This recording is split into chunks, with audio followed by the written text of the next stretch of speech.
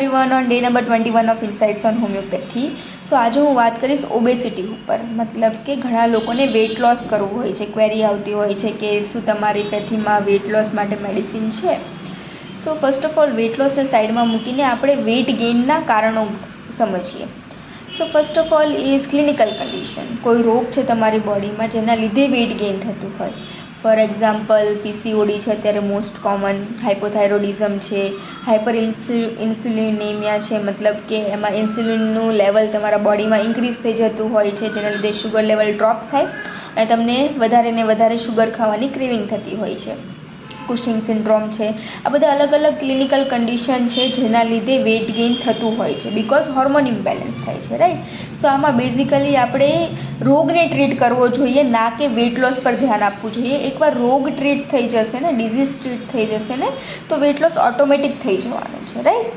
Secondly, અગર કોઈ steroid લો છો, એન્ટી ડિપ્રેસન્ટ લો છો, એન્ઝાઇટી માટેની ટેબ્લેટ લો છો, ડાયાબિટીસની ટેબ્લેટ લો છો, તો ઘણી બધી ટેબ્લેટ્સ એવી આવતી હોય છે જેમાં જે કન્ટેન્ટ હોય ને એનાથી વેઇટ ગેઇન થતું હોય છે. Third, sleep disorder. ઊંઘ પૂરતી ના થવી, રાઈટ. અગર તમારી સ્લીપ પેટર્ન ડિસ્ટર્બ રહેતી હોય છે, રાત્રે ડિસ્ટર્બન્સ હોય છે સ્લીપમાં, પ્રોપર ઊંઘ નથી આવતી, તો એ બી એક કારણ હોઈ શકે વેઇટ ગેઇનનું. Fourth and the most important thing, ઘણા લોકોનું કોન્સ્ટિટ્યુશન જ એવું હોય છે જે થોડાક ઓબેઝ હોય.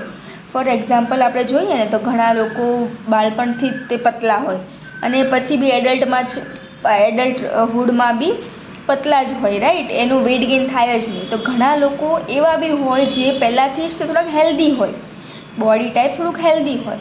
તો એમાં કંઈ જ કરવાની જરૂર નથી, right. Accept your self, love your self, because ભગવાને તમને એવા જ બનાવ્યા છે અને સો તમારે એવું જ એક્સેપ્ટન્સ લાવવું પડે તમારા બોડીમાં, રાઈટ.